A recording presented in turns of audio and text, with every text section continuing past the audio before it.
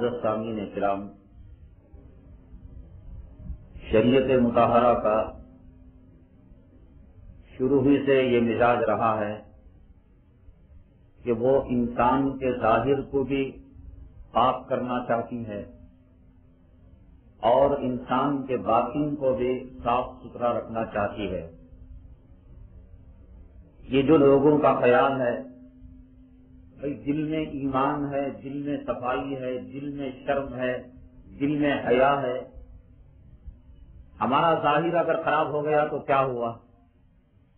اگر ہم نے غیروں کی نقالی کر لی، غیروں کے طرز پر زندگی گزار لی، یا غیروں کے طریقے پر ہم نے کپڑے پہن لیے، لباس کو اپنا لیا، یا ان کی معیشت کو یا معاش کو اپنا لیا، یہ ہندوستان ہے، مجبوری ہے، اس لیے ہم کر رہے ہیں۔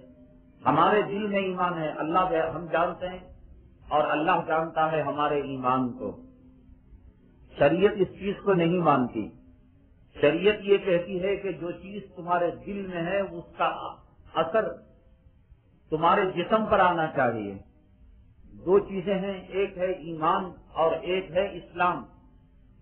ایمان کہتے ہیں دل کی کیفیت کو، یعنی دل میں اللہ کا کتنا ڈر ہے، اللہ پر کتنا ایمان ہے، رسول پر کتنا ایمان ہے، آخرت پر کتنا ایمان ہے، ملائکہ پر کتنا ایمان ہے۔ تو ایمان کا تعلق دل سے ہے۔ اور دوسری چیز ہے اسلام۔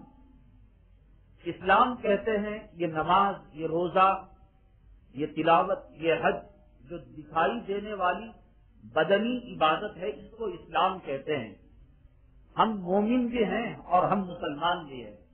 کیا کوئی یہ کہہ سکتا ہے کہ میں صرف مسلمان ہوں، مومن نہیں ہوں؟ تو وہ ادھورا ہے۔ اور اگر یہ کہتا ہے کوئی کہ میں مومن ہوں، مسلمان نہیں ہوں، تب بھی وہ ناقص ہے۔ ایمان اور اسلام جنت پانے کے لیے، اللہ کی رضا کو پانے کے لیے اور خوشنودی کو پانے کے لیے بہت ضروری ہے۔ ایمان کا تعلق دل سے ہے اور اسلام کا تعلق ظاہر سے ہے، اور یہ دونوں چیزیں اللہ تبارک تعالیٰ کو مطلوب ہیں، مقصود ہے کہ انسان کے جسم سے بھی ایمان اور اسلام کے افعال نکلے اور انسان کے باطن کے اندر بھی اللہ تبارک تعالیٰ کی محبت ہو، قرآن کی محبت ہو، اسلام کی محبت ہو، آخرت کا خوف ہو۔ یہ دونوں چیزیں ملیں گی تب جو ہے دین مکمل ہوگا۔ اسی وجہ سے اللہ تبارک تعالیٰ نے کلام پاک کے اندر ارشاد فرمایا، وَذَرُوا ظَاهِرَ الْإِثْمِ وَبَاطِنَهُ، اے لوگوں تم ظاہری گناہ سے بھی بچو اور باطنی گناہ سے بھی بچو، یعنی جو دکھائی دینے والے ہیں گناہ ان سے بھی بچو، اور جو اندرونی طور پر گناہ ہے ان سے بھی بچو، یعنی اپنے اندر کو بھی پاک رکھو اور اپنے باطن کو بھی پاک رکھو، ظاہر کو بھی پاک رکھو اور باطن کو بھی۔ ایسا نہیں ہو سکتا کہ دل میں کوئی اور چیز ہو، باہر کوئی اور چیز ہو۔ قرآن شریف میں اللہ تبارک تعالیٰ نے سورہ صف کے اندر ایسے لوگوں کو آڑے ہاتھ لیا ہے جو زبان سے کچھ اور کہتے ہیں اور دل میں کچھ اور رکھتے ہیں۔ یا ایھا الذین آمنوا لم تقولون ما لا تفعلون، اے وہ لوگوں جو اپنے دل سے کچھ باتیں زبان سے نکالتے ہو، کہتے تو کچھ اور ہو اور کرتے کچھ اور ہو۔ یعنی کہتے ہو ہم مومن ہیں، مسلمان ہیں، اور جب کرنے کا نمبر آتا ہے کافرانہ کام کرتے ہو، یہودیوں کا کام کرتے ہو، نصارہ کا کام کرتے ہو۔ بھائی ایک برتن کے اندر جو چیز ہے اگر اس میں بھری جائے وہی نہ چیز باہر گرے گی۔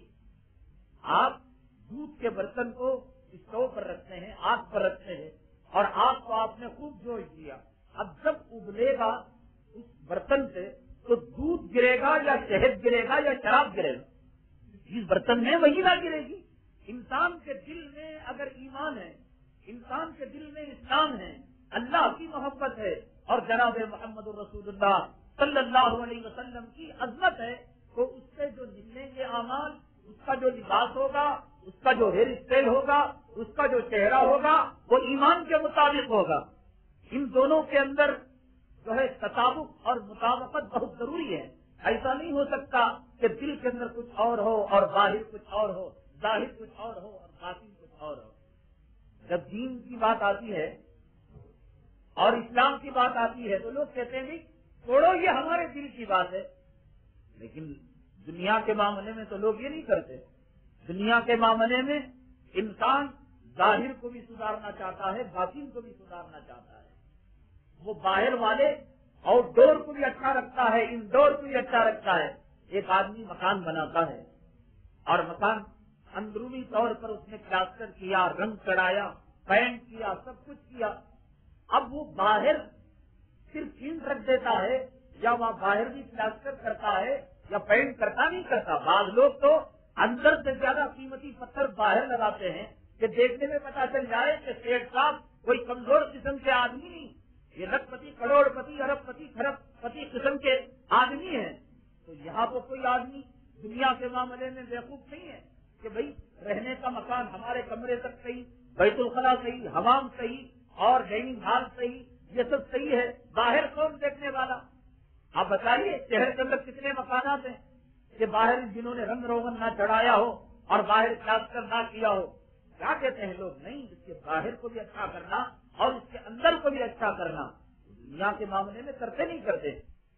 دنیا کے معاملے میں انسان ہر دونوں کی اچھائی چاہتا ہے, ظاہر کی بھی اچھائی چاہتا ہے اور باطن کی بھی اچھائی چاہتا ہے. لیکن جب دین کا معاملہ آتا ہے اور آخرت کا معاملہ آتا ہے تو کہتا ہے کہ ساتھ ہمارے دل میں ایمان ہو جائے. حضرت اقدس حضرت مولانا شاہ ابرار الحق صاحب دامت برکاتہ اس بات کو بڑے اچھے انداز میں جو ہے سمجھایا کرتے تھے. حضرت فرمایا کرتے تھے یہ جو بلی ہے نا, اس بلی کی جو سب سے پسندیدہ غذا ہے وہ کبوتر ہے. کبوتر کے گوشت کو بلی بڑی رغبت سے کھاتی ہے اور بڑی پسند سے کھاتی ہے. لیکن بلی رہتی ہے زمین میں اور کبوتر اڑتا ہے فضا میں, ہوا میں اڑتا ہے. تو کہیں اس نے گھونسلے میں ہاتھ مار دیا یا کہیں سے ہاتھ مار دیا تو اور بات ہے, لیکن عام حالتوں میں بلی جو ہے کبوتر تک نہیں پہنچ پاتی, اس لیے کہ کبوتر کے پر لگے ہوئے ہیں. اور بلی کو جب کبوتر دیکھتا ہے کہ بلی آ رہی ہے اپنی طرف تو کبوتر اپنا پر مارتا ہے, ہوا میں اڑ جاتا ہے. تو ایک کبوتر کا بدن ہے وہ اس کا باطن ہے اور اس کا ایک پر ہے وہ اس کا ظاہر ہے. اب اگر کوئی بھائی ظاہر کی کوئی قدر و قیمت نہیں, آپ نے کیا کیا کہ اس کی کوئی ویلیو نہیں تو اس کے آپ نے پر کاٹ دیے. اب وہ بلی کا بڑا سا بڑا پہلوان کا بچہ اور بہادر قسم کی شیر کی نائب بلی اس کا شکار نہیں کرتی تھی. اگر کبوتر کے پر کو ظاہر سمجھ کر کاٹ دیا جائے تو اس کی کوئی ویلیو نہیں, یہ تو ایک دکھنے والی چیز ہے, اصل تو اس کی جان ہے, اصل اس کا جسم ہے. یہ پر تو آتے ہیں, کٹتے ہیں, جاتے ہیں, کاٹ دیا جائے تو ایک بلی کا بچہ بھی بڑے سے بڑے کبوتر کا شکار کر لیتا ہے, کر لیتا نہیں کر لیتا. تو حضرت نے فرمایا کہ مسلمان جب تک اپنے باطن کے ساتھ اپنے ظاہر کو سنوارے گا. ظاہر کو سنوارنے کا مطلب یہ نہیں کہ آدمی صاحب بیوٹی پارلر چلے جائے اور میک اپ کرے اور صبح سویرے نہار سے داڑھی کو منڈائے اور شیمپو کا استعمال کرے اور امریکہ اور رشیا کے صابن کا استعمال کرے. ظاہر کا مطلب یہ اپنے ظاہر کو بھی مسلمان بنائے, اپنے باطن کو بھی مسلمان بنائے, اپنے چہرے کو بھی مسلمان بنائے, اپنے لباس کو بھی مسلمان بنائے, اپنے کرتوتوں کو بھی مسلمان بنائے اور اپنے دل کو بھی مسلمان بنائے. دیکھا آپ نے کبوتر کا حشر, یہ سوچ کر کبھی اس کے ظاہر کے پھل ہیں اس کا کاٹ دیا گیا, ایک معمولی بلی کا بچہ بھی اس کے شکار کر لیتا ہے. مسلمان نے جب سے اپنی تہذیب و تمدن کو چھوڑ دیا, اپنے اخلاق کو چھوڑ دیا, اپنے کیریکٹر کو چھوڑ دیا اور اپنے آبا اور اجداد کی میراث کو چھوڑ دیا, ان کے اعمال کو چھوڑ دیا, ایک معمولی کافر بھی اس کے دکان کو جلا دیتا ہے. کہا حضرت عمر رضی اللہ تعالیٰ عنہ کہ ان کافروں کا سرغنہ کون تھا؟ شیطان تھا. شیطان کو ہمت نہیں تھی. حضرت عمر جس گلی سے گزر جائے اس گلی سے شیطان گزر جائے. شیطان کو ہمت نہیں تھی. شیطان کے پجاری اور بتوں کے پجاری آج ساری دنیا کے اندر تباہی اور بربادی مچائے ہوئے ہیں. اس لیے مچائے ہوئے ہیں کہ انسان نے باطن کو خراب کر ہی دیا ہے. باطن کے ساتھ ساتھ اپنے یونیفارم کو بھی چھوڑ دیا, اپنے لباس کو بھی چھوڑ دیا, اپنے چہرے کو بھی چھوڑ دیا, اپنے ظاہر کو بھی چھوڑ دیا. آج ایکسیڈنٹ ہوتا ہے یا کوئی حادثہ ہوتا ہے یا کوئی فساد ہوتا ہے تو جس طریقے سے اور لوگوں کی شناخت کی جاتی ہے تو مسلمان کی شناخت کرنے کے لیے اس کی پینٹ کھول کر اس کی ختنہ دیکھنے کی نوبت آتی ہے. آج پتا چلتا یہ چودھری صاحب ہیں, یہ متولی صاحب ہیں, یہ مدرسے کے ذمہ دار ہیں, جن کی ختنہ ہوئی ہے, جن کے چہرے سے اسلام کا پتہ نہیں ہے اور جن کے لباس سے اسلام کا پتہ نہیں ہے. قرآن تو یہ کہتا ہے سیماہم فی وجوہہم من اثر السجود. مسلمان تو وہ ہے جسے دیکھ کر اللہ کی یاد تازہ ہو جائے. کسے دیکھ کر اللہ کی یاد تازہ ہوتی ہے؟ یہ کافرانہ لباس پہنو گے, یہ یہود اور نصارہ کے طریقے پر چلو گے اور غیروں کے طریقے پر چلو گے, چہروں سے 1,24,000 انبیاء علیہ السلام کی سنت کو نکالو گے اور ٹائی لگاؤ گے, کوٹ پہنو گے, پتلون پہنو گے, یہود و نصارہ کا لباس کو اپناؤ گے تو پھر فساد کے موقع پر پینٹ کو کھولا جائے گا اور دیکھا جائے گا جس چہرے سے ایمان و اسلام کی خوشبو نہ آئے, جن کے لباس سے ایمان و اسلام کی خوشبو نہ آئے تو پھر کافر ان کی پینٹ کھول کر ان کے ایمان کا فیصلہ کریں گے. حدیث پاک میں آتا ہے جناب محمد رسول اللہ صلی اللہ علیہ وسلم نے ارشاد فرمایا یہ روح قبض کرنے والے جو فرشتے ہیں نا, یہ عالم الغیب تھوڑی ہوتے ہیں. عالم الغیب تو نبی بھی نہیں ہوتا, رسول بھی نہیں ہوتا, جبرائیل بھی نہیں, میکائیل بھی نہیں. قرآن شریف کہتا ہے عالم الغیب فلا یظہر علی غیبہ احدا. اللہ ہی عالم الغیب ہے, غیب کا علم رکھنے والا نہ جادوگر, نہ عامل اور نہ کوئی رسول, نہ کوئی نبی, نہ کوئی ملک, کوئی انسان نہیں سوائے اللہ تبارک تعالیٰ کی ذات سے. اب فرشتے کی ڈیوٹی یہ ہے کہ جو نیک ہے اس کی روح کو آرام سے نکالے اور جو برا ہے اس کی روح کو تکلیف سے نکالے. اب فرشتے کو کیا پتا کون سا تھرمامیٹر ہے فرشتے کے پاس کہ وہ منہ میں رکھے گا اور پھر میٹر دیکھ کر کہے گا ہاں اس کے پاس 55 ڈگری ایمان ہے اور اس کے پاس 75 ڈگری اسلام ہے. کیا تھرمامیٹر ہے کہ جس کے ذریعے سے فرشتے ایک مرنے والے کی روح کو آسانی سے نکالتے ہیں اور کسی کو سختی سے نکالتے ہیں. تو محدثین کرام نے لکھا ہے کہ یہ ملک الموت اور اس کا جو اسٹاف ہے اگر کسی کی روح نکالتے ہیں اس کے ظاہر کو دیکھتے ہیں, چہرے پر داڑھی ہے یا نہیں, لباس اسلامی ہے یا نہیں, اور دل میں ایمان ہے, اس کی خوشبو کو وہ دور سے محسوس کر لیتے ہیں. جس کے چہرے پر ینوسی نہ ہو, یعنی داڑھی نہ ہو, لباس اسلامی نہ ہو, تو پہچان لیتے ہیں کہ جب اس کا ظاہر بتا رہا ہے. مجھے یہ بتائیے کہ آپ ایک گھر کو, ایک بروکر یہ کہتا ہے آپ کو ایک گھر کی ضرورت ہے, ایک بروکر کہتا ہے آئیے میں آپ کو بہترین اور قیمتی صاف شفاف اور خوشبودار گھر میں آپ کو بتاؤں گا. جا رہا ہے لے کر گلی میں, ایک گلی میں معلوم ہوا دونوں طرف, ایک طرف جو ہے مرد بچے پیشاب کر رہے ہیں, دوسری طرف لڑکیاں پاخانہ کر رہی ہیں, چھوٹی چھوٹی بچیاں, اور وہاں پر گوبر کا ڈھیر لگا ہوا ہے. نہیں صاحب آئیے آئیے, مکان تو آگے ہے, یہ تو صرف گلی ہے. اور جو آگے بڑھے تو وہاں جانوروں کا طویلا لگا ہوا ہے, ساری گندگی موجود ہے. اور ان میں سے گزرتے ہوئے ایک صحن ملا کہ اس صحن کے اندر وہ صاحب کو مکان دکھانا تھا. اب جب وہ گلی سے گزرا اور جانوروں کے طویلے سے گزرا اور جو اس اگن کے اندر گیا تو وہ دیکھا کہ وہ عورت اس کی چوٹی کو پکڑی ہوئی ہے, وہ اس کی ماں کی گالی دے رہی ہے, وہ اس کے شوہر کی گالی دے رہی ہے, اور بیٹے ہیں اور اولاد ہے کہ بغیر کپڑے پہنے مادر ذات برہنہ ننگے پھر رہے ہیں. اللہ توبہ توبہ, نہیں رہوں گا. ظاہر سے فیصلہ نہیں لیا آپ نے. وہ کہہ رہا بروکر صاحب میری بات مانیے, گھر بہت اچھا ہے. ارے گھر جائے بھاڑ میں, یہ کیا لگا رکھا ہے کہ سارے بچے مادر ذات جانوروں کی طرح ننگے, یہ عورتیں لڑ رہی ہیں, یہ جانوروں کا طویلا, یہ پاخانہ, یہ پیشاب, گھر جائے بھاڑ میں. تو جب آپ ایک مکان کے تعلق سے اچھے اور خراب ہونے کا فیصلہ ظاہر کو دیکھ کر سکتے ہیں تو ایک ملک الموت کا اسٹاف جس نے کروڑوں افراد کی روح کو نکالا ہے, آپ کے یہود و نصارہ کے لباس کو دیکھ کر, آپ کے چہرے پر داڑھی کو نہ دیکھ کر, آپ کی عورتوں پر سر پر دوپٹہ نہ دیکھ کر, حیا اور عزت کی چادر کو نہ دیکھ کر, کیا وہ فیصلہ نہیں کر پائیں گے؟ وہ اتنے بیوقوف ہیں, ہم سے گئے گزرے ہیں. کو اللہ نے اتنی سمجھ دے رکھی ہے اور اتنی عقل دے رکھی ہے، تو کیا اللہ تبارک تعالیٰ ان کو سمجھ نہیں دے رہے ہیں؟ اللہ تعالیٰ ان کو یہ سمجھ دے رکھی ہے کہ وہ ظاہر کو دیکھ کر، یعنی لباس کو دیکھ کر، چہرے کو دیکھ کر اور اس کے جو ہے اعمال کو دیکھ کر اندازہ لگا لیتے ہیں کہ اس کے دل کے اندر ایمان لیا نہیں۔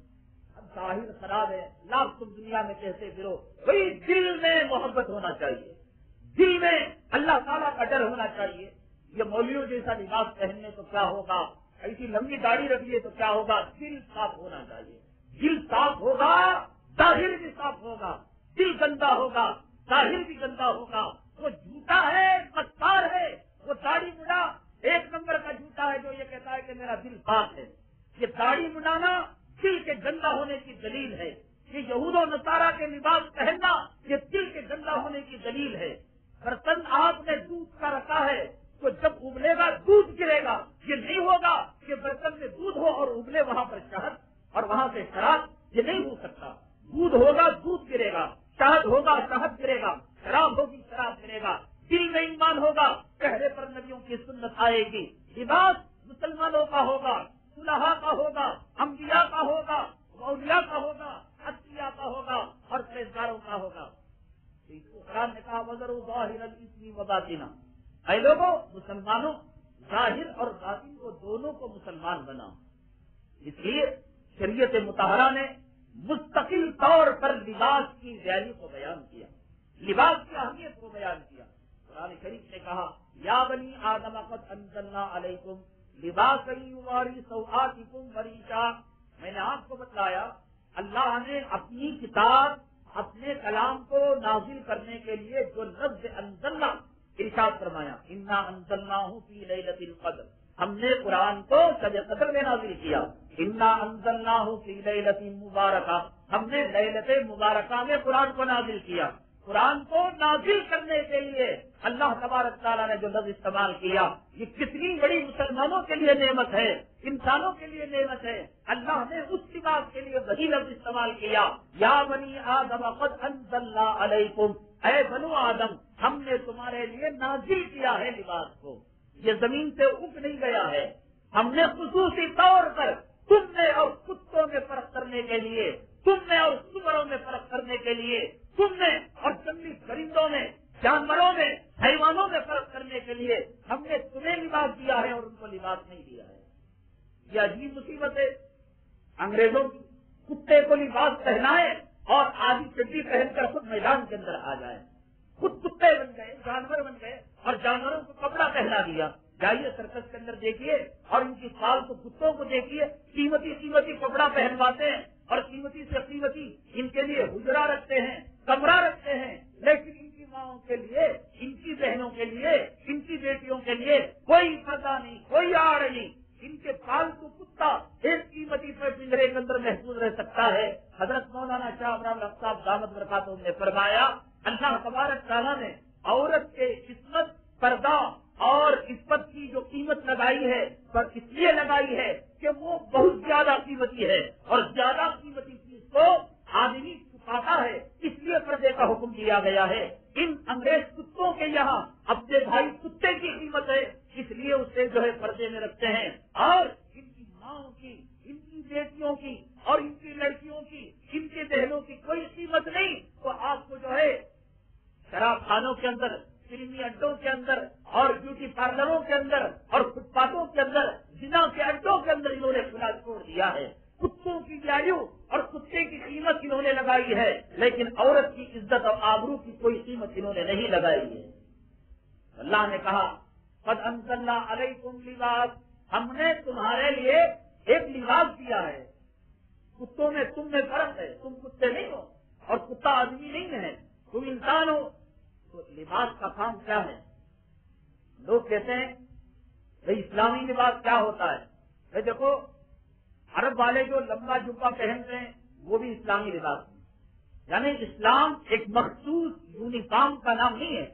جس پولیس والے ایک مخصوص قسم کا یونیفارم خاکی وردی پہن کر جاتے ہیں، ملٹری والے اپنا یونیفارم پہنتے ہیں، اسکول کا بچہ اپنا یونیفارم پہنتا ہے، تو لوگ یہ سمجھتے ہیں کہ اسلامی لباس جب کہا جاتا ہے تو اس کا ایک خاکہ اپنے ذہن میں لاتے ہیں کہ اس کے اندر موٹے موٹے دانے کی تصویر تو گدھے میں پڑے رہے اور لمبا ایک گیلا میلا جبا جگہ جگہ دالچے کے دھبے مٹھے کے دھبے اس کے اندر لگے ہوئے ہو اور بالکل ایسے معلوم ہو کہ اس نے سلایا نہیں، اس کے دادا سے وراثت میں سے ملا ہے. یہ غلط بات ہے. اسلام ایک مخصوص لباس کو نہیں دیتا، لیکن اسلام ایک ایسا لباس دیتا ہے کہ وہ اپنے شرائط اور اپنے حدود اور اپنے قیود اور حدیث اور قرآن کے دائرے میں رہ کر آپ قیمتی سے قیمتی بھی کپڑا پہن سکتے ہیں، معمولی سے معمولی بھی کپڑا پہن سکتے ہیں، لیکن اس کی کچھ شرطیں ہیں. وہ شرطیں اگر پائی جائے تو جو بھی لباس پہنے آپ وہ اسلامی لباس ہے. پینٹ پہنے، پتلون پہنے، کوٹ پہنے، قمیض پہنے یا گول ٹوپی پہنے، اٹے کی ٹوپی پہنے یا لمبی ٹوپی پہنے، چپٹی ٹوپی پہنے، لیکن اس کی شرائط ہے. وہ شرائط اگر 3 شرائط ہیں، وہ 3 شرائط اگر آپ کی پینٹ میں اتر جاتی ہے، آپ کی قمیض میں، آپ کی پتلون میں، آپ کی بیگم صاحبہ کے تنگ اور چست برقعے کے اندر اور جالیدار برقعے کے اندر، جائے کہ چہرہ کھلا ہوا نقاب کے اندر اگر یہ شرائط اتر جاتے ہیں تو وہ لباس ہے. اگر یہ شرائط اسلامی جمعے میں بھی، مولانا کے جمعہ کے عوامے بھی نہیں اترتے تو پھر وہ اسلامی لباس نہیں، کافرانہ لباس ہے. قرآن کیا کہتا ہے؟ اور انزلنا علیکم لباسا یواری سوآتکم وریشا. لباس کے 3 مقصد اس آیت شریفہ کے اندر بیان کیے گئے ہیں. لباس جو ہوگا وہ 3 کام کرے گا. کیا ہے 3 کام؟ ایک تو یہ کہ وہ لباس انسان کی سطر پوشی کرے گا، اور دوسرا کام یہ کرے گا جسم کو ڈھانکے گا. یہ 2 چیزیں الگ الگ ہیں. ایک ہے سطر پوشی اور ایک ہے جسم کو ڈھانکنا. سطر کسے کہتے ہیں؟ سطر وہ اسے کہتے ہیں کہ جس حصے کو چھپانا فرض عین ہے. نماز پڑھنا فرض، روزہ رکھنا فرض، اور صاحب استطاعت کو حج کرنا اور صاحب استطاعت کو زکات دینا فرض. تو اسی طریقے سے ہر بالغ کو کچھ حصہ مردوں کے لیے اور بہت سارا حصہ عورتوں کے لیے سطر میں داخل ہے، اور یہ چھپانا فرض عین ہے. اور جسم اور ہے، سطر اور ہے. سطر کہتے ہیں یہ جو گڑگا ہے، گھٹنا، گھٹنے سے لے کر ناف تک، جسے آپ ممبئی کہتے ہیں، اتنے حصے کو چھپانا فرض عین ہے. ایک ناخن کے برابر بھی اتنا حصہ نہ مرد کو دکھا سکتے ہیں نہ باپ کو دکھا سکتے ہیں. ایک بیگم یا اسلامی لونڈی، اب تو لونڈیوں کا زمانہ نہیں رہا، ایک بیگم بیوی کے علاوہ، شریف بیوی کے علاوہ کسی اور کو، مرد کو بھی، اب ان کمبختوں نے حیا اور شرم کا یہ درجہ پا رکھا ہے کہ آج لوگ کہتے ہیں نہیں کہ کافروں کے اندر بھی شرم آ گئی ہے، حیا آ گئی. کیا ہی ہے شرم اور حیا کہ لیڈیز کے لیے الگ سوئمنگ پول بنا دیا ہے، جینٹس کے لیے الگ بنا دیا ہے کہ مرد کے سامنے پینٹ نکال لے، چڈی بدل لے، اور لڑکی کے سامنے کپڑے بدل لے. شریعت یہ کہتی ہے کہ جو چیز سطر میں داخل ہے، مرد کے لیے سطر کیا ہے؟ گڑگے سے لے کر ناف تک. تو اپنی بیوی کے علاوہ کسی مرد کو بھی یہ دکھانا حرام ہے، کسی اور غیر کو دکھانا حرام. عورت کو تو آپ جسم دکھانا وہ حرام، لیکن یہ گڑگے سے لے کر ناف تک جو ہے اپنے باپ کو، اپنے سگے بھائی کو بھی دکھانا حرام ہے. اس کو کہتے ہیں سطر.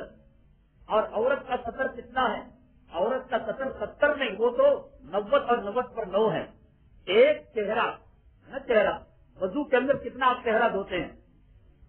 پیشانی کے بالوں سے چوڑی کے نیچے تک، ایک کان کے سوراخ سے دوسرے کان کے سوراخ تک، یہ حصہ. اور وضو جب شروع کرتے ہیں تو کمٹوں تک آپ ہاتھ دھوتے ہیں. یہ آپ یاد رکھیے عورت کا سطر کتنا ہے اور عورت کا بقیہ جسم کتنا ہے. ایک تو آپ نے اس سے پہنچے تک ہاتھ دھوئے، اور دوسرا یہ کہ آپ نے جو ہے اپنا چہرہ دھویا، وضو میں دھویا. اس لیے کہ وضو میں دھونا اس لیے کہہ رہا ہوں کہ آپ اتنا ہی دھوتے ہیں، زیادہ دھونے کی کوشش نہیں کرتے. تو ہاتھ پہنچوں تک اور چہرہ پیشانی کے بالوں سے چوڑی کے نیچے تک، اور ایک کان کے سوراخ سے دوسرے کان کے سوراخ تک. اور آخر میں جب پیر دھوتے ہیں کتنا دھوتے ہیں آپ؟ پنڈیوں تک، گڑگے تک، رام تک. صرف آپ وہ گھاٹی تک دھوتے ہیں نا، جسے ٹخنا کہتے ہیں، ٹخنے تک ہی تو دھوتے ہیں، ٹخنا ملا کر. تو یہ جو ٹخنے تک پیر ہیں، یہ پہنچوں تک ہاتھ ہیں، اور یہ جو چہرہ ہے، یہ 3 چیزوں کو چھوڑ کر عورت کا سارا جسم سطر کے اندر داخل ہے. اس کا سر بھی داخل ہے، اس کی پیٹھ بھی داخل ہے، اس کی پنڈلیاں بھی داخل ہیں، اور اس کی کمر بھی داخل ہے. اب اسے گننے کی ضرورت نہیں، کسی ٹیلر کو بلا کر یہ چہرہ، یہ پہنچے اور یہ پیر ٹکنے کو چھوڑ کر بقیہ سارا جسم اس کا پردے میں سطر میں داخل ہے. اور سطر کا مسئلہ، پردے کا مسئلہ کچھ اور ہے، سطر کا مسئلہ کچھ اور ہے. سطر چھپانا فرض عین ہے ہر کسی سے، مرد کا مرد سے چھپانا فرض ہے اور عورت کا عورت سے چھپانا فرض ہے. تو اب اس سے یہ پتا چلا کہ آپ جس طریقے سے گھٹنے سے لے کر گرجے سے لے کر آپ تک مرد کو تک نہیں دکھاتے حرام ہے، اسی طریقے سے عورت اگر سر کے پاس کھلے رکھ کر اپنے باپ کے پاس جاتی ہے، سگے بھائی کے پاس جاتی ہے، چچا کے پاس جاتی ہے، یہ محرم ہے جن سے نکاح کرنا حرام ہے. اور جن کے سامنے بے پردہ جا سکتی ہے، ان کے سامنے کہ جن کے سامنے بے پردہ عورت جا سکتی ہے، سر کو کھلا نہیں رکھ سکتی. سر کو کھلا رکھنا عورت کے لیے ایسا ہے جیسا کہ ہم نے گڑگے اور ناک کے درمیان کے حصے کو کسی کے سامنے کھول دیا ہے. اب آپ سلائیے شوق سے 16 سینٹی میٹر کی چولیاں اور آپ حسین کے بلوز سلائیے کہ سارے کافر مشرکین کمار اور کھڑے ہو کر پیشاب کرنے والے گور گور کر دیکھے اور کہنے پر یہ کہ نہیں صاحب دل میں شرم ہونا چاہیے، دل میں حیا ہونا چاہیے. اگر دل میں شرم ہوتی اور دل میں حیا ہوتی، اس حیا کا اثر اس عورت کے جسم پر نہیں آ جاتے، پورے جسم پر نہیں آ جاتے. یہ چہرہ، یہ پہنچے، یہ ہاتھ کو چھوڑ کر بقیہ سارا جسم خطر میں داخل ہے. اور نماز کا مسئلہ آپ کو معلوم ہے کہ نماز کے اندر اگر سطر کھل جائے 3 سبحان اللہ کے مقدار میں، خدا نہ کرے کہ کسی کی لنگی پھٹی ہوئی یا کہ کسی کا جو شریفی پاجامہ تھا پھٹا ہوا تھا، ایک جو ہے ہتھیلی کا جو بیچ کا حصہ ہے اتنا پھٹا ہوا تھا، 3 سبحان اللہ کے مقدار وہ کھل گیا، اب اس کی نماز نہیں ہوئی، اسے نماز کو دہرانا پڑے گا. سطر عورت یعنی عورت جو سطر ہے وہ اگر کھل جائے 3 سبحان اللہ کے مقدار میں نماز میں، اس کی نماز نہیں ہوگی. تو مرد کے لیے کتنا کھلنا چاہیے؟ کہاں سے کہاں تک؟ گڑگے سے لے کر ناک تک والے حصے میں اگر آپ کی ہتھیلی کا درمیانی حصہ والا 3 سبحان اللہ کے مقدار پھٹ گیا، جیون کھل گیا یا کوئی عضو ظاہر ہو گیا تو جو ہے نماز نہیں ہوگی. اب جب مرد کے لیے مسئلہ عورت کے لیے ہے یا نہیں، عورت بھی اگر دوپٹہ پہن رکھا ہے اور وہ دوپٹہ اتنا پتلا ہے، لوگ کہتے بھی ہم نے عورت کو برقع دیا ہے، ابھی پتا چلے گا وہ لباس کیسے ہونا چاہیے. ساتھی لباس واری سوآتکم، لباس کہتے ہیں وہ ڈھنک لے. جیسے آپ ایک مرغی کو پالتے ہیں تو مرغی کو پالنے کے لیے اور اس کی چیزوں کو رکھنے کے لیے آپ جو پنجرا رکھتے ہیں یا جو جھانپ رکھتے ہیں آپ کا وہ تنگ رکھت ہوتی ہے، وہ ایک چوڑی جھانپ ہوتی ہے، ایک چوڑی پٹی ہوتی ہے، اس کے اندر آپ اس کو ڈھانپ لیتے ہیں. تو اسی طریقے سے لباس کی شرط یہ ہے کہ ایک پہلا کام یہ کرے کہ وہ ستر عورت کا کام کرے، یعنی مرد کے لیے گرجے سے لے کر ناپ تک کسی صورت میں کھلا رکھنے کی اجازت نہیں، نہ فٹ بال کے اندر، نہ کرکٹ کے اندر، نہ سوئمنگ پول میں، نہ جینٹس کے سوئمنگ پول میں. لوگ یوں کہہ رہے یہاں پر صرف جینٹس ہے، مرد کا مرد کو دکھانا حلال ہے، جائز ہے. مرد کا مرد کو دکھانا بھی حرام ہے اور عورت کا عورت کو بھی دکھانا حرام ہے اور ناجائز ہے. یہ جو خواتین شادی بیاہ کے موقع پر ان کے لیے الگ کا کمرہ کھلا رکھا ہے کہ ایک حمام میں سارے ننگے ہو گئے اور سب کپڑے نکال کر پہن رہے ہیں، یہ گناہ ہے اور گناہ ہے کبیرہ ہے. عورت کا عورت کے سامنے، ماں کے سامنے، بہن کے سامنے اور جو ہے بہو کے سامنے، ساس کے سامنے عورت اپنے حصے کو نہیں دکھا سکتی. یہ کہتے ہیں ستر عورت. اور اسی طریقے سے وہ جو لباس کی شرط ہے، ایک تو یہ کہ وہ جو عورت ہے ستر اس کا کرنا چاہیے جو مرد کے لیے میں نے بتایا، اور عورت کے لیے اتنا ہے، یعنی عورت ہمیشہ اپنے سر پر پلو ڈالے رکھے. آستین، فل آستین کے بلوز پہنے اگر پہننا ہے تو بہتر یہ ہے کہ کوئی جو ہے قمیص وغیرہ پہنے جسے جمپر وغیرہ کہتے ہیں اور ڈھیلا ڈھالا ہو اور پھر سارے جسم کو چھایا ہوا ہو، تنگ اور چست نہ ہو. ایک ایسا لباس ہے کہ جو پہننے کے بعد جسم کی ساری بناوٹ اور جغرافیے کو بتا رہا ہو. شریعت یہ کہتی ہے کہ وہ لباس جس طریقے سے آپ نے مرغی کے چوسے کو، مرغی کو ڈھانک لیا ہے، ویسے آپ کے جسم کو ڈھانک لے اور جسم کے کسی عضو کا سینٹی میٹر کا پتہ نہ ہو کہ اسے جو ہے کتنے نمبر کا جو ہے قمیص لگتا ہے، کتنے نمبر کی جو چولی لگتی ہے، اس کا دیکھنے والے کو پتہ نہ ہو.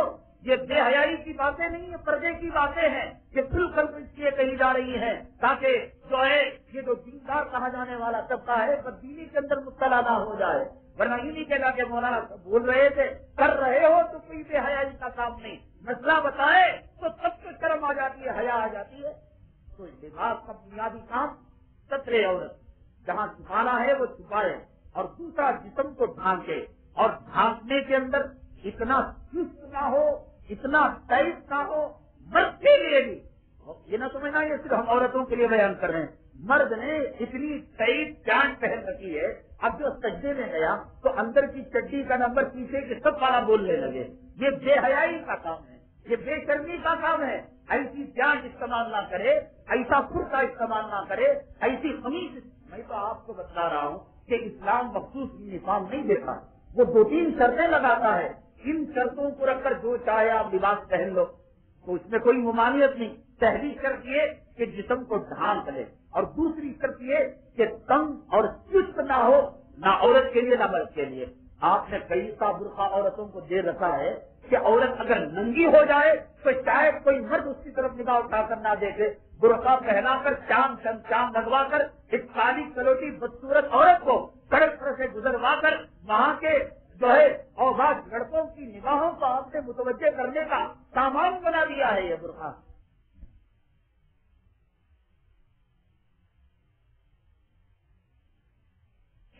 کہ تنگ اور چست نہ ہو، نہ عورت کے لیے نہ مرد کے لیے۔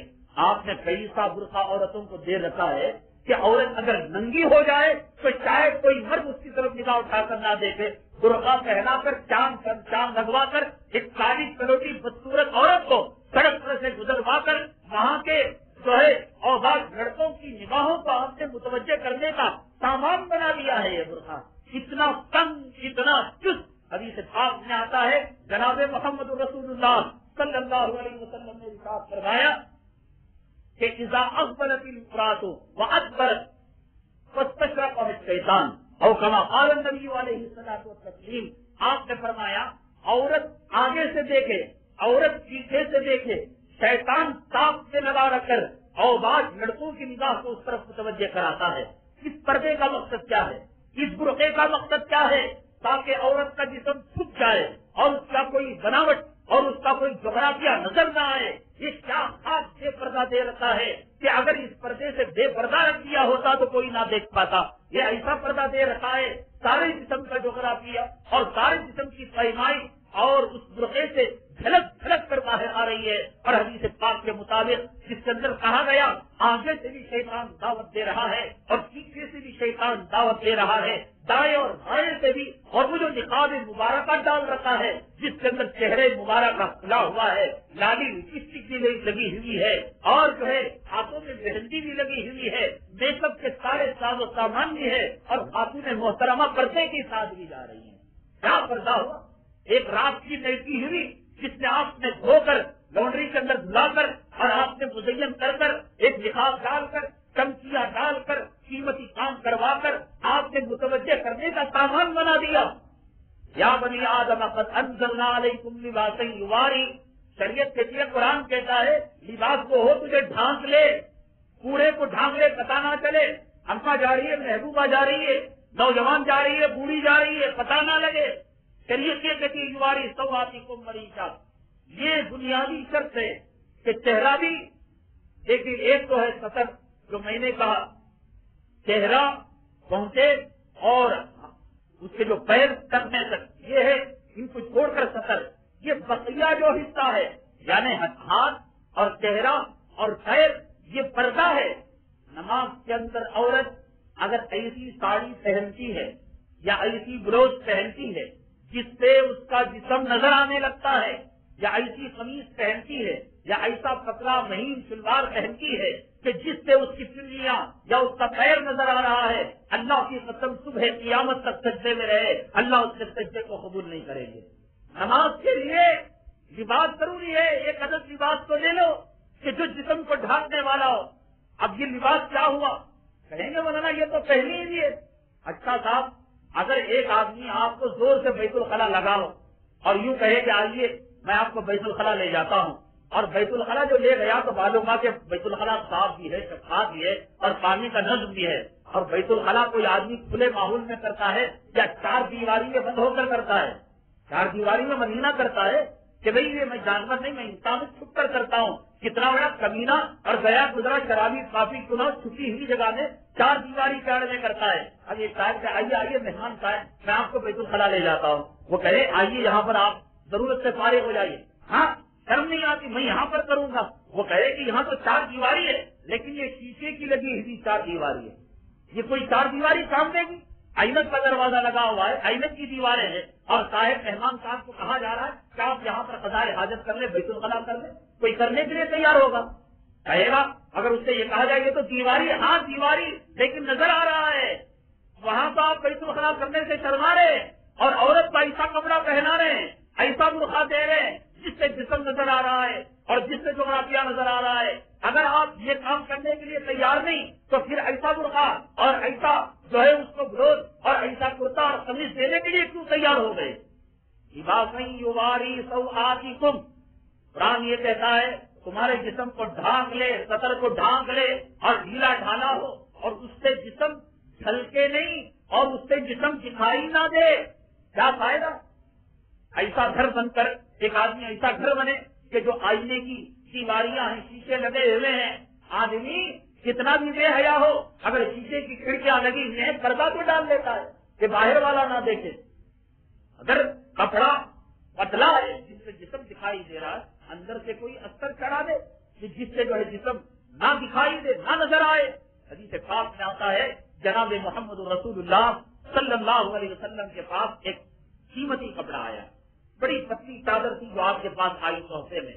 حضرت دہیہ کلبی رضی اللہ تعالیٰ جو صحابی رسول صلی اللہ علیہ وسلم ہے، کہا جاتا ہے کہ بہت خوبصورت تھے حضرت دہیہ کلبی رضی اللہ تعالیٰ. اور حضرت جبرائیل امین علیہ السلام ہاتھ ہی کی شکل و صورت میں آیا کرتے تھے، حضرت دہیہ کلبی کی شکل و صورت میں آیا کرتے تھے. بہت کم مرتبہ ایسا ہوا کہ حضرت جبرائیل اپنے اصلی حلیے میں اور اپنی اصلی چہرے میں آئے ہو. آقا دو عالم صلی اللہ علیہ وسلم کے پاس آتے حضرت دہیہ کلبی رضی اللہ تعالیٰ عنہ کی شکل کے اندر آیا تھا، بہت خوبصورت تھے. تو تحفہ آیا، اللہ کے نبی صلی اللہ علیہ وسلم نے حضرت دہیہ کلبی کو کپڑا دے دیا اور فرمایا کہ جاؤ اپنی بیگم صاحبہ کو دے دو. حضرت دہیہ کلبی رضی اللہ تعالیٰ عنہ لے کر نکل گئے. اس میں آقا نے فرمایا اے دہیہ آؤ. دہیہ دوڑتے ہوئے آئے، فرمایا آقا کیا حکم ہے؟ فرمایا اپنی بیگم صاحبہ سے کہہ دینا کہ اس کپڑے کو پہننے سے پہلے اندر ایک اور کپڑے کی تہ چڑھا لے تاکہ اس کا جسم باہر ڈھلکے نہیں اور کسی اور کو نظر نہیں آئے. یہ آقا دو عالم جناب محمد رسول اللہ صلی اللہ علیہ وسلم کی تعلیم ہے. یقیناً عورت کا حق ہے کہ عورت دنیا کی خوبصورتی کو اپنائے، دنیا کی زیب و زینت کو اپنائے اور دنیا کی زینت کو اپنائے، لیکن یہ اپنا کر دکھانا شوہر کے لیے ہو، یہ دنیا داروں کے کتوں کے لیے یا اوباش گنڈوں کے لیے، یہ زنا کی نظر والوں کے لیے نہ ہو، بلکہ اپنے شوہر کے لیے ہو جو نائب خدا کا مقام رکھا کرتا ہے. معاملہ الٹا ہو گیا، جتنے پرانے کپڑے ہوں گے شوہر کے لیے استعمال ہوں گے اور جتنے نئے کپڑے ہوں گے وہ ٹی پارٹی کے لیے اور برتھ ڈے کے لیے، ولیمے کے لیے، شکرانے کے لیے، ہلدی کے لیے. ایک جوڑا جو پہلے پہنا بعد میں پہنا تو توہین اور بے عزتی سمجھی جائے گی. یہ معاملہ پورا الٹا ہو گیا. یہ آپ کی تربیت کا نتیجہ ہے. آپ نے بیوی کو بیوی کا مقام نہیں دیا، اسے اماں سے بڑھ کر دادی ماں کا مقام آپ نے دے دیا ہے. بیگم کو بیگم کے مقام پر رکھیے، اس کی ساری زیب و زینت، اس کا سارا حسن اور اس کی ساری خوبصورتی نائب خدا مجازی خدا اس کے شوہر کے لیے ہے. وہ شاپنگ کے لیے نہیں ہے، وہ ڈاکٹر کے لیے نہیں ہے اور وہ سرجنوں کے لیے نہیں ہے. جاری ہے منتظر کر بیگم صاحب آ جا رہی ہے ڈاکٹر صاحب سے بات کرنے کے لیے اور یہاں کہیں شوہر کے سامنے پھٹے پرانے فیمن لگے کپڑے سندر پر عمل ہو رہا ہے. یا بنی آدم قد انزلنا علیکم لباسا یواری سوآتکم وریشا. کہا یہ لباس ستر عورت کا کام بھی دیتا ہے اور جسم کو ڈھانکنے کا بھی کام دیتا ہے. اور قربان جائے اللہ تعالیٰ نے انسانوں کے مزاج کی رعایت بھی رکھی ہے. کہا وریشا، اگر کوئی آدمی کپڑا پہن کر اس سے زیب و زینت یعنی اپنے آپ کو اسمارٹ رکھنا چاہتا ہے، صاف ستھرا شفاف پاکیزہ رکھنا چاہتا ہے، شریعت نے کہا چلو بھائی اس کی بھی اجازت ہے. آقائے نامدار جناب محمد رسول اللہ صلی اللہ علیہ وسلم کے تعلق سے جہاں یہ بات آتی ہے کہ آپ بالکل سادہ زندگی گزار رہے تھے، لوگ یہ نہیں کہتے ہیں کہ کالی کملی والے، جس آقا نے پیون لگے کپڑوں کو استعمال کیا ہے، اسی آقا نے امت کی سہولت کے لیے اس سنت کو بھی اپنے لیے اپنا لیا۔ آقا دو عالم جناب محمد رسول اللہ صلی اللہ علیہ وسلم نے ایک مرتبہ ایسی چادر کو استعمال فرمایا جو آج سے 1420 سال پہلے اس کی قیمت 2000 دینار تھی۔ اس زمانے کے اندر قیمتی کپڑا آپ نے استعمال فرمایا، تو دونوں چیزوں کی چھوٹ مل گئی کہ قیمتی کپڑا آپ نے استعمال کیا، امت استعمال کر سکتی ہے، سادہ کپڑا آپ نے استعمال کیا، امت استعمال کر سکتی ہے، آپ نے پیون لگے کپڑے استعمال کیے، امت استعمال کر سکتی ہے، لیکن شرط یہ ہے لباس نواری کہ وہ جسم کو دکھانے والا نہ ہو اور جسم کو جو ہے ڈھانکنے والا ہو، اور اس کی ایک بنیادی شرط ہے لباس کی۔ مردوں کے لیے ٹخنوں سے نیچے کپڑا لٹکانا حرام ہے، یہ لباس کی مردوں کے لیے بنیادی شرط ہے کہ ٹخنے سے نیچے جہاں آپ وضو میں پیر دھوتے ہیں وہ جو گھاٹی آتی ہے اس کو کہتے ہیں ٹخنا، اس سے نیچے وہ عرب کا جبہ پہنے، وہ لمبی قمیص پہنے، وہ پیانٹ پہنے، وہ لنگی پہنے، وہ چادر پہنے، وہ احرام پہنے، جو بھی کپڑا پہنے، ٹخنے سے نیچے لٹکا کر چوٹی والا کام کرنا یہ امت کی شان نہیں ہے۔ امت کا مقام بہت اونچا ہے، اللہ نے کہا چوٹیوں کا کام نہ کرو، سڑکوں کو صاف کرنے کا، گلیوں کو صاف کرنے کا، گھروں کو صاف کرنے کا۔ تم نبی کے غلام ہو، اللہ کے بندے ہو، اشرف المخلوقات ہو، اور تم اپنے آفس کے باس ہو اور دکان کے یجمان ہو اور اپنے بیگم کے شوہر اولاد کے باپ ہو، پھر ٹوٹیوں والا کام کیوں کرتے ہو؟ اپنے ٹخنے سے اوپر اپنی پیانٹ کو رکھا کرو۔ اور حدیث پاک کے اندر آقا انعامدار جناب محمد رسول اللہ صلی اللہ علیہ وسلم نے بڑی سخت وعید بیان فرمائی ہے، اور جو شاید پنج وقتہ نمازی ہیں وہ بھی مسجد میں آئیں گے، پیانٹ کو اوپر چڑھا لیں گے، اب اللہ مسجد میں ہے، اب مسجد سے جائیں گے نیچے کر دیں گے، اب اللہ سے چھٹی ہو گئی۔ اللہ تو ہر جگہ ہے، اور ٹخنے سے نیچے کپڑا لٹکانا ہر جگہ حرام ہے، مسجد میں بھی حرام ہے، بازار میں بھی حرام ہے، اور دکان میں بھی حرام ہے۔ اور یاد رکھو گناہ دو قسم کے ہوتے ہیں، ایک ہے گناہ لذت اور ایک ہے گناہ بے لذت۔ گناہ لذت کا کیا مطلب؟ آدمی گناہ کرا، چلو کچھ مزہ بھی تو آ گیا، زانی زنا کرتا ہے کچھ مزہ لیتا نہیں لیتا، شرابی شراب پیتا ہے کچھ لطف اندوز ہوتا نہیں ہوتا، چور چوری کرتا ہے کچھ مال ہاتھ کو آتا نہیں آتا، جس کو کہتے ہیں گناہ بالذت۔ گناہ بالذت، لذت کے ساتھ مزیدار گناہ کر رہا ہے، یہ الگ بات ہے، آخرت کے اندر بھگتے گا، لیکن کم سے کم وقتی لذت تو مل رہی ہے۔ اور کچھ گناہ وہ ہیں جو گناہ بے لذت ہے، یعنی مزہ بھی نہیں، اور آدمی اللہ کے نگاہ سے گر رہا ہے اور مفت کا گناہ بول رہا ہے۔ ان میں سے ایک گناہ بے لذت میں یہ ٹخنے سے نیچے کو پاجامہ یا پیانٹ یا لنگی یا احرام کا کپڑا یا کوئی بھی کپڑا اگر لٹکایا جائے حرام ہے۔ حدیث پاک میں جناب محمد رسول اللہ صلی اللہ علیہ وسلم نے ارشاد فرمایا کہ جو آدمی ٹخنے سے نیچے اپنے کپڑے کو لٹکائے گا، قیامت کے دن جتنا حصہ کپڑا لٹکے گا اللہ اس حصے کو جہنم میں ڈال دے گا۔ اب کہیں گے میرا پیر ہے جہنم میں جا، میں تو جنت میں جاؤں گا، کٹے گا پیر آپ کا تو نہیں ہوگا۔ جب پیر جائے گا پنڈلی جائے گی، پنڈلی جائے گی کمر جائے گی، کمر جائے گی آپ تشریف لے جائیں گے۔ تو حدیث کا مطلب یہ نہیں کتا کاٹ کر کے جہنم میں ڈال دیا جائے گا اور پیٹ کاٹ کر جنت میں ڈال دیا جائے گا۔ تو حدیث کے اندر یہ بات کہی گئی کہ جتنے حصے میں کپڑا لٹکا اسے گھسیٹ کر جہنم میں ڈال دیا جائے گا۔ کتنی سخت وعید ہے، بتلائیے کہ پہننے والوں نے کون سا آفسر آواز مان لیا؟ یہ بتائیے کہ جس آدمی نے ٹوٹی کا کام کیا ہو اور ٹخنے سے نیچے پیانٹ کو لٹکایا ہو، اسے کسی نے انعام دیا کہ بھئی تو نے میری گلی کو صاف کر دیا اور خانے پیشاب کو صاف کر دیا، آج تجھے محلے کا امن پسند ایوارڈ دیا جاتا ہے۔ آج امن پسند ایوارڈ کا کیا مطلب؟ کافروں کے ساتھ مصالحت کر کر مسلمانوں کے دکانوں مکانوں عزت و آبرو کے لٹنے پر خاموش رہنا امن ہے۔ دکان کو لوٹ لے، مکان کو لوٹ لے، عزت و آبرو کو لوٹ لے، جانوں کو قتل کر ڈالے، نوجوانوں کو قید کر ڈالے، امن کی میٹنگ رکھ کر آئندہ کچھ نہیں کریں گے۔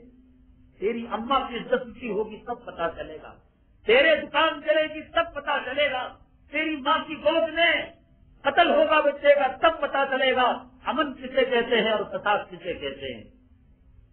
میرے بھائی، کوئی آج آواز نہیں دیتا گناہ کرنے پر، تکنے سے نیچے پاجامہ آ جانے پر کس کو کیا الزام دینا مجھے لا کر بتائے، لیکن حدیث پاک کے اندر کہا گیا اللہ تعالیٰ اس عمل کی بنیاد پر جہنم میں داخل کر دے گا۔ اس لیے یہاں سے جانے کے بعد سب سے پہلا بنیادی کام یہ کرے آپ کہ جو پیانٹ یا جو ازار یا جو بھی چیز آپ کے پاس ہے اگر ٹکنے سے نیچے جا رہی ہے آپ ٹیلر کے پاس جائیں، کٹوا لیں اور کٹوا کر ہیمنگ وغیرہ جو کرانا ہے آپ کروا لیں۔ عورت کو جانے، عورت کو چھپانا چاہیے۔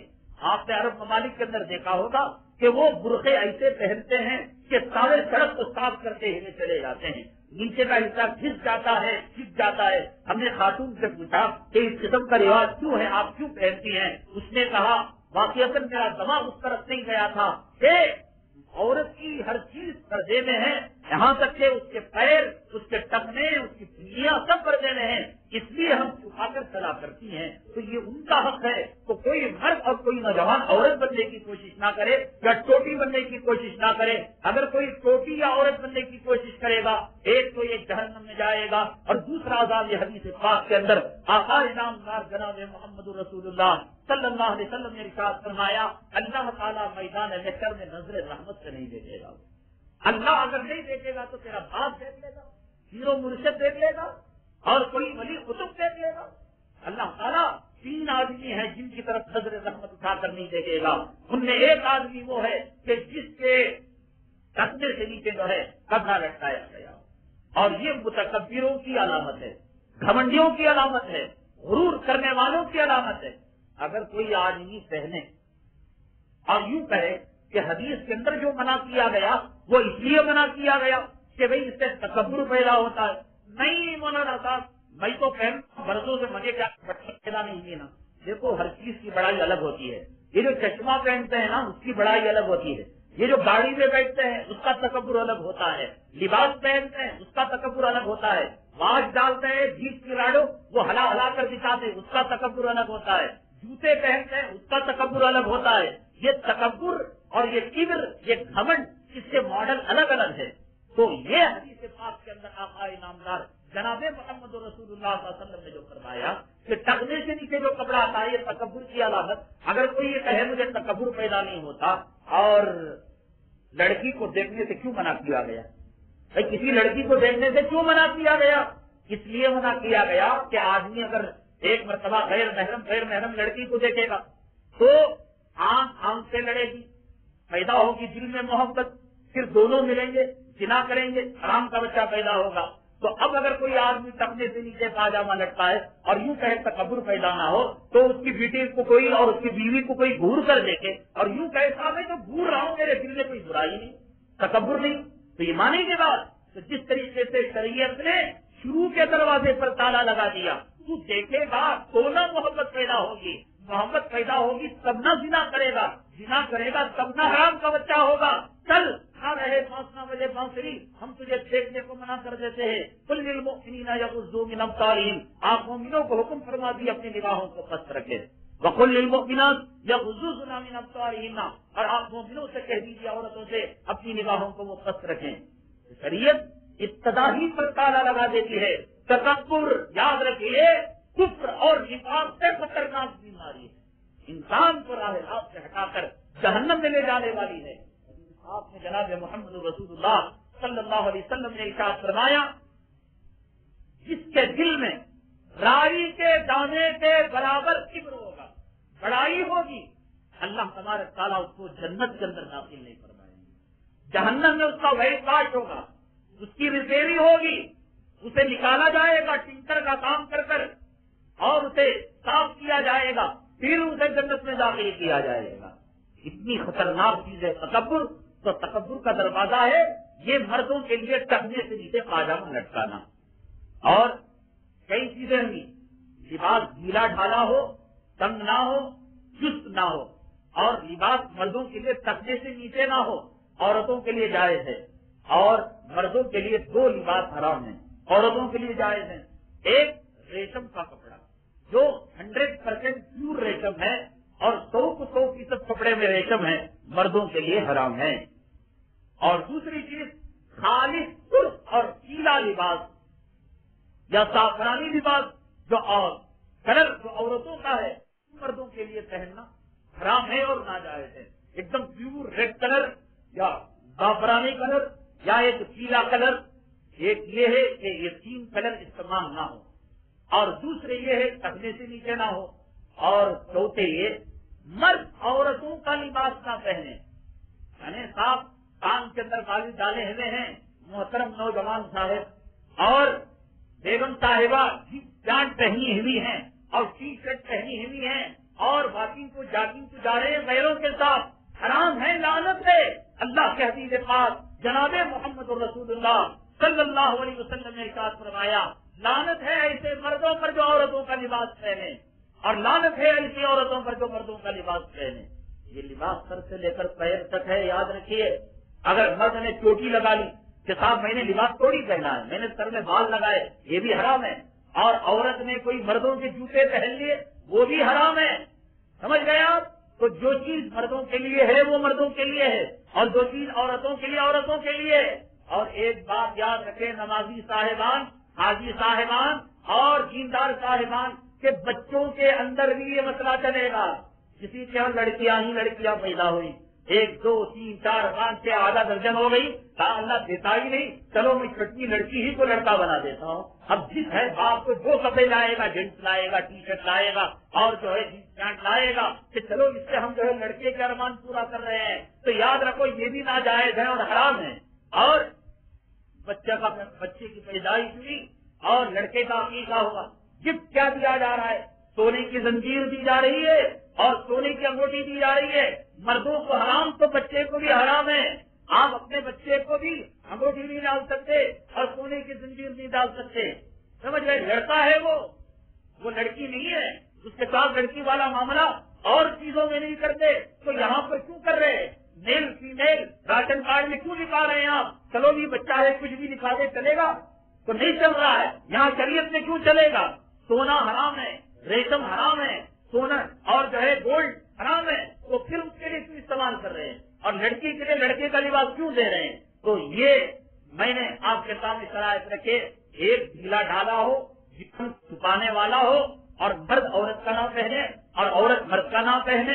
اس کے کچھ حدود ہیں، اس کے کچھ حدود ہیں، وہ اپنے اپنے حدود اور لمٹ سے رہیں. ان تمام شرائط کے ساتھ ایک بہت بڑی بنیادی شرط ہے، بہت بڑی بنیاد. میں نے جبے کا تو تذکرہ نہیں کیا، بھائی جبا پہنو. میں نے کہا لباس ہو ڈھیلا ڈھالا ہو، جسم کو ڈھانکنے والا نہ ہو، ٹکنے سے اوپر ہو، مردوں کو مرد کا اور عورتوں کو اتنا ہی نہ کہا. میں نے کہا کہ جبا پہنو، امامہ پہنو، ٹوپی لگاؤ، اتنا تو نہیں کہا. اب ایک بنیادی شرط ہے، وہ بنیادی شرط کی بات کی یہ ہے کہ اللہ تبارک تعالیٰ نے کلام پاک میں ارشاد فرمایا والذی خلقکم فمنکم کافر ومنکم مومن. اللہ نے فرمایا ہم نے 2 قسم کی جماعتیں پیدا کی، ایک جنتی جماعت جو مومن ہے اور ایک جہنمی جماعت جو کافر ہے. اللہ نے مومن کی شان کو اونچا کیا ہے. اگر کوئی یہ جو ٹولا معمول اصول کیا کرتا ہے، کمشنر کا لباس پہن کر وردی پہن کر دیکھے، ہمت ہو تو کیس چل جائے گا، مقدمہ لگے گا. ٹھولے تیرا کام ہے کہ تو ٹھولا ڈال کر پیسہ وصول کرنا، معمول وصول کرنا. اور کوئی چپراسی سپرنٹینڈنٹ کا لباس پہن کر دیکھے، عدالت کے اندر مقدمہ چلے گا. اور کوئی لائر جج کا لباس پہن کر دیکھے، کورٹ کے اندر حق عزت کا مقدمہ دائر کیا جائے گا. اللہ نے مسلمانوں کو عزت سے نوازا، اللہ نے مسلمانوں کو عظمت سے نوازا. اللہ نے کہا مسلمان کا جو لباس ہوگا وہ لباس کافروں سے الگ ہوگا. اگر مسلمان اور کافر ایک جیسے کے سامنے ہو تو پھر خطرہ دیکھنے کی نوبت آ جائے گی. مسلمان عزت والی زندگی گزارے گا، شان و شوکت والی زندگی گزارے گا. اس کی اپنی الگ شان ہے، اس کی الگ پہچان ہے. اب تک تو نام نہیں لیا.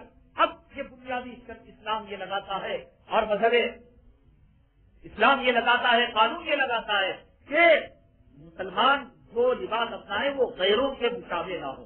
یہود، نصارا، عیسائی، کافرین سب پہن رہے ہیں پینٹ، مسلمان بھی پہن لیا. سب پہن رہے ہیں شرٹ، مسلمان بھی پہن لیا. سب پہن رہے ہیں کوٹ اور مسلمان بھی پہن لیا. تو مسلمان ایک الگ چیز ہے. لائر اور ہے، جج اور ہے، चपरासी और है, सुप्रीडेंट और है, औलाद और है, माँ बाप और है, छोटा और है, बड़ा और है, ये जो थानेदार और है, कमिश्नर और है, ये और मकामात हैं।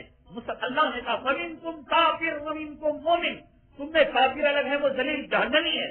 तो मुसलमान भी जन्नती होकर जहन्नमी लिबास पहनने लगे तो फिर एक मुसलमान में काफिर में क्या फर्क रह जाएगा। तो इसलिए हमेशा मुसलमानों ने अपनी अलग तहजीब रखी है, मुसलमानों ने अपना अलग शियार, अपना अलग लिबास बना रखा है। इस शियार का, इस लिबास का उनकी मईशत पर, उनकी तहजीब और तमद्दुन पर, उनके अखलाक पर, उनके कैरेक्टर पर फर्क पड़ता है।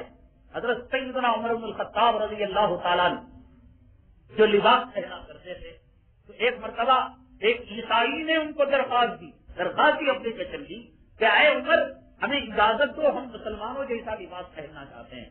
उमर ने रिजेक्ट कर दी दरख्वास्त को, खबरदार, तुम गिरी हुई कौम, जलील कौम हो, ईसाई कौम हो, हम मुसलमान हैं, हमारा लिबास तुम नहीं ले सकते। उस जमाने में ईसाई मुसलमानों से अपना लिबास मांगा करते थे, और आज तो यहूद और नसारा और जो है काफिरों से उनके लिबास को मांगा कर रहा है। तो इसलिए लिबास की बुनियादी शर्त यह है कि वो लिबास उस जमाने के काफिरों और मुशरिकों के मुशाबे ना हो, उनसे मिलता जुलता ना हो।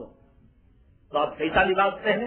हर जमाने में सालिहीन और औलिया का अपना एक लिबास रहा है, अपने इलाके का। सरजमीन अरब है, मक्का है, मदीना है, वहाँ लंबे लंबे जुब्बे पहने जाते हैं, कोट पहना जाता है, तो वहाँ के सालिहीन का लिबास का शियार है। यहाँ हिंदुस्तान, पाकिस्तान के अंदर जुब्बे पहने जाते हैं और कमीज पहनी जाती है, तो यहाँ के सालिहीन और मोमिनीन के लिबास का शियार है। तो हमें जो लिबास अपनाना चाहिए काफिरों का नहीं, बल्कि यहाँ इलाके में जो सालिहीन लिबास पहनते हैं और परहेजगार औलिया जो लिबास पहनते हैं, वो लिबास के शियार को हमें अपनाना चाहिए। औरतों में भी, मर्दों में भी ये ना कहना कि भाई दिल में ईमान, हम लिबास अगर जरा सा पैंट पहन लें, शर्ट पहन लें तो क्या हो जाएगा, बहुत कुछ हो जाएगा। खुदा ने करीब खोल कर किया कि फिरौन और हजरत मूसा अलैहिस्सलाम का मुकाबला होता है। तो फिरौन पूरे जादूगरों को लेकर मैदान में उतरता है। उस जमाने की जादूगरी बड़ी मशहूर थी, वो लाठियां डालते और रस्सियां डालते अड्डे बन जाते, लोग डरा करते थे। पूरे कौम और पूरे मुल्क के जादूगर एक तरफ और हजरत मूसा अलैहिस्सलाम एक तरफ। सारी कौम को पता था कि मूसा हार जाएंगे। इतने बड़े बड़े जादूगर जो आए हैं, और ये जादूगर किसकी तरफ से आए थे? हजरत मूसा या फिरौन? फिरौन की तरफ से ना आए थे। और फिरौन की तरफ से आएंगे, भाई मैं इंडिया पाकिस्तान की मैच होगी, मैं इंडिया की तरफ से खेलूंगा, तो जीत मैं किसकी चाहूंगा? इंडिया की चाहूंगा। मैं यहाँ रहकर दूसरे मुल्क की जीत क्यों चाहूंगा? मैं अपने टीम की जीत चाहूंगा।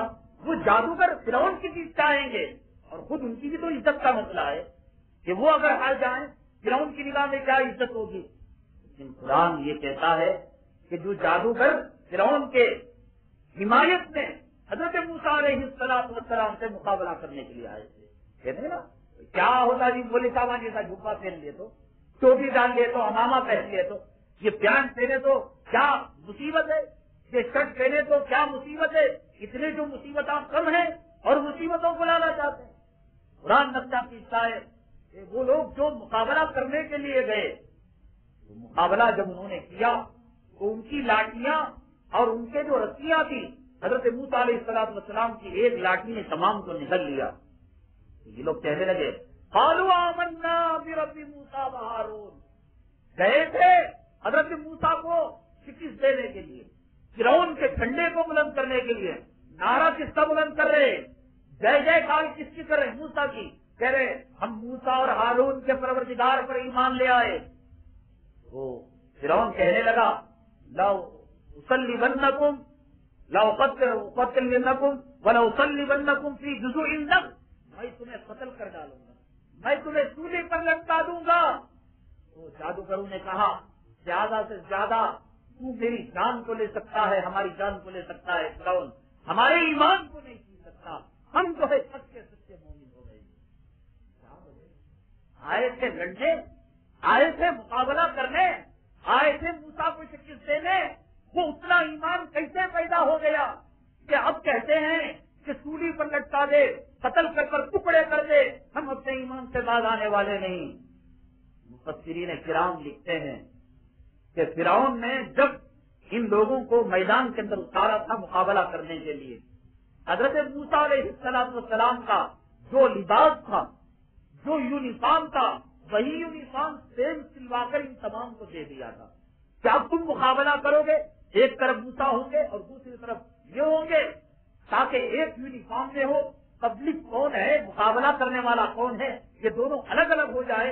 اس لیے فرعون نے ان ساحروں کو، جادوگروں کو حضرت موسیٰ علیہ السلام کا لباس سلوا کر میدان میں اتارا تھا۔ مفسرین کرام اپنی کتابوں میں لکھتے ہیں، تفسیر میں لکھتے ہیں، اللہ تعالیٰ کی شان رحمت جوش میں آ گئی۔ اللہ نے کہا کہ جن جادوگروں نے بھلے سے دشمنی میں آئے ہوں، مقابلہ کرنے آئے ہوں، اپنے ظاہر کو، اپنے لباس کو پیغمبر کے لباس کے مطابق ڈالا ہے، تو میری غیرت گوارا نہیں کرتی کہ میں ان کے باطن کو پیغمبر کے باطن کے مطابق کر ڈالوں۔ صرف لباس کی بنیاد پر اللہ نے فیصلہ کر دیا، اے جادو کرو، ہم تمہیں ایمان و ہدایت کی دولت سے مالا مال کریں۔ تو اس لیے میرے بھائی، یہ جو صلحاء کا لباس ہے، یا مجاہدوں کا لباس ہے، افغانیوں کا لباس ہے، علماء کا لباس ہے، خانقاہ والوں کا لباس ہے، یہ اپناؤ گے، اس کے اثرات تمہارے اندر آئیں گے۔